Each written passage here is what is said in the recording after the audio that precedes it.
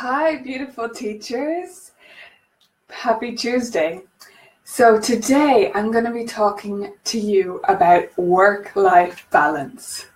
And if you know me at all, you'll know I do a lot of different stuff, but I do manage to keep balance in my life. So I want to give you my 5 top tips for keeping the balance between your home life and enjoying various things and your work so that you can stay fresh and upbeat and positive with your students as well. This is really important if you want to be the best teacher possible for your students. You need to look after yourself first. So, tip number 1 is to stay organized. Now, this might seem like I'm adding an extra thing onto your list. I'm not, I promise. I am taking something off. I'm extremely organized with a lot of different things because I have a lot going on. And it's not just because I'm an organized person. In fact, if you saw my room when I was growing up, you'd see that I'm not naturally organized at all. But I do make a conscious effort to put systems in place as I go so that I save myself time later. And it's so easy to just keep going when these things come up and just leave them the way they are for now and go, yeah, I'll sort that out later. I'll come up with something better later. But if you don't schedule the time to do it, you're not going to do it. So the next time you come across something that you think, this should be working better, there must be a better way to do this, I want you to write it down in your diary, put it in your calendar app on your phone. Do whatever you do when things need to get done. What would you do if you had a doctor's appointment? Where would you put that? Okay, put this there too. It should go wherever the most important things go. And you block off that time. It really won't take as long as you think to put a good system in place. So let's say you have student notes like everywhere. Like sometimes you write down what Johnny needs to do next in your just a notebook that you keep in your bag. And sometimes you write it down in a particular folder. Sometimes you write it in his folder that he needs something next, which doesn't really help at all because he has that at home. And sometimes you write it on a post-it and you get the idea. So if you're not finding a good way consistently to keep track of these notes and they're sort of all over the place, you're wasting time. And that's time you could be spending doing something fun. So what I want you to do is schedule that time to sort it out, put a system in place so that you can restore this work-life balance by giving yourself more time. Systems really do save time. They might be boring and sort of not a fun thing to talk about for most people, but I do like talking about them because we all only have a certain amount of time in the day and we need to get sleep and we need to eat and look after ourselves and exercise and all these things. And we need to save some time for fun too, and we need to work. So if we put these systems in place, that's what will help us save time so that we can spend it on something we enjoy more. If you have something that immediately comes to mind that you're like, I should have a system for this, and I totally don't.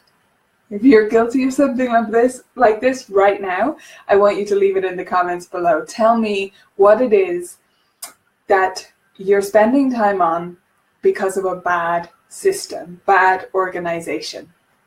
Okay, so that's tip number 1 to restore your work-life balance as a piano teacher. Tip number 2 is all about picking just one thing at a time. I've said this a lot, so you might have heard me say it before. You might have heard it on the Colourful Keys blog. You might have heard me say it in a webinar or on Tim Topham's site or somewhere else. But I do talk about this a lot because I think it's important. Pick one thing. When you look at my Pinterest or someone else's and you see all this creative stuff and you're like, oh, they do all these crazy things and I need to try that and that and that and that and that, you do nothing, right? That's what ends up happening. You do nothing. You get no inspiration from that. You just waste hours on Pinterest. That's what actually happens there.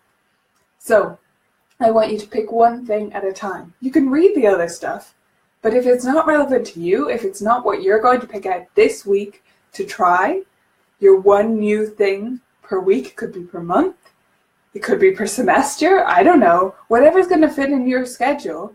Trying one new thing to get yourself inspired is wonderful, and it's a great way to move your teaching forward. Trying to do everything and ending up doing nothing is a way to burn yourself out. So pick one. Always just pick one. Just like I said to pick one system first to get it in place. You schedule one system. You don't put everything in your calendar to schedule all the systems. That's too intense and it's not going to happen.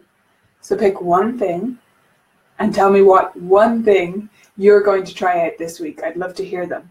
It could be an improvisation activity that you saw somewhere. It could be a game from my blog. It could be any number of things, but you have to try one.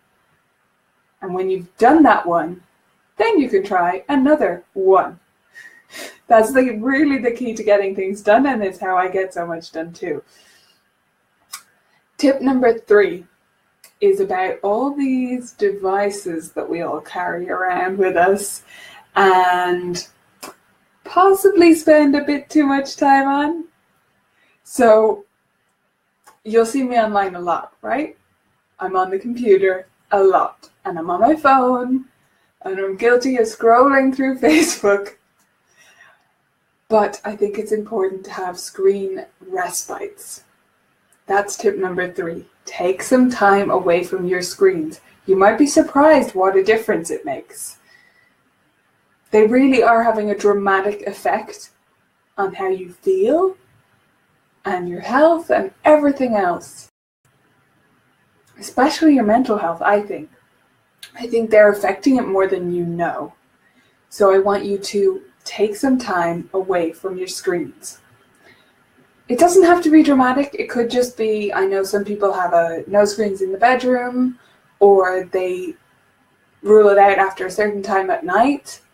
I like to just leave my phone in the car whenever I go for a walk or out walking around near my house. I'll just leave my phone. I don't need it. All I'm going to do is just like a zombie, right? That's all I'm going to do with my phone if I take it. So leave it at home, put it away, take it out of the equation. And when I need to get stuff done, I put it in a drawer. It's on silent, I won't hear it. What if there's an emergency? Okay, if you're in a situation where there really could be an emergency, that's fine. You should leave it on for that. But we all got along fine without phones. I'm pretty young, but I still remember when we only had house phones, and it worked out fine. So I think you'll be okay if you put it away for an hour and take some time to restore your brain back to its natural rhythm, where it's not being blasted with images and bright white light. Okay, so that's tip number 3. We've had 3 tips so far. Number 1, stay organized. Put systems in place that save you time. Number 2, pick one thing at a time. Don't try to do everything at once.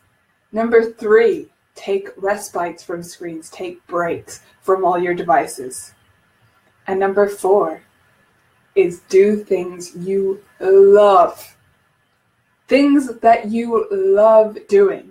This sounds so stupid, right? Because we all should naturally just gravitate towards things we love doing and do more of them. But I think we forget to do them. So have a moment and think about what it is that you love and that maybe you don't take enough time to do. Do you love dancing? Go dancing. Find a dance class. Go out dancing with some friends. I don't know. Do you love sitting on the grass and doing absolutely nothing? Make time for that. Whatever it is that you love and you know you really enjoy, block off some time to do it. The world can wait for you.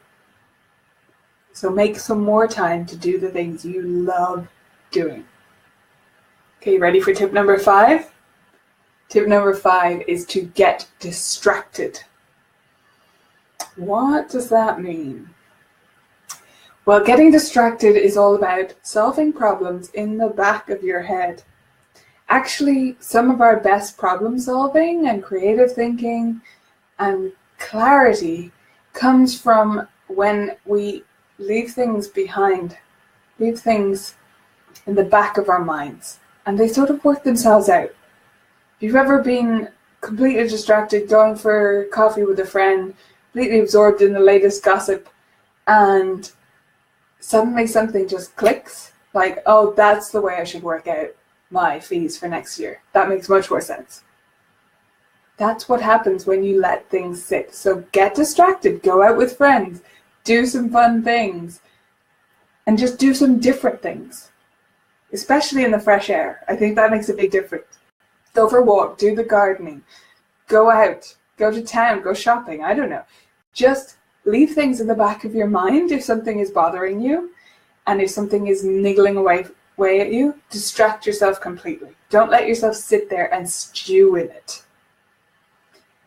So those are my 5 tips for work-life balance.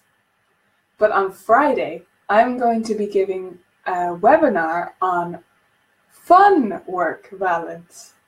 This is for your students, also for you, but this is for your students. So how can you plan lessons that are both engaging and fun and get the work done? Should we start with the work? Should we start with the fun? What way can we do this when students are so overscheduled and distracted by everything, and it's very different to the way we maybe learned? So that's what I'm going to be talking about on Friday. If you want to get the link to that when it goes live, please type the word fun in the comments, and you'll get that link via Facebook Messenger when it goes live, and you'll get a link to the article which this Facebook Live was based on piano teacher burnout. Let me just run through those tips about burnout one more time. We've got stay organized, put systems in place. Pick one thing at a time, just one. Don't try to do everything at once. Take breaks from your screens and give your mind time to relax.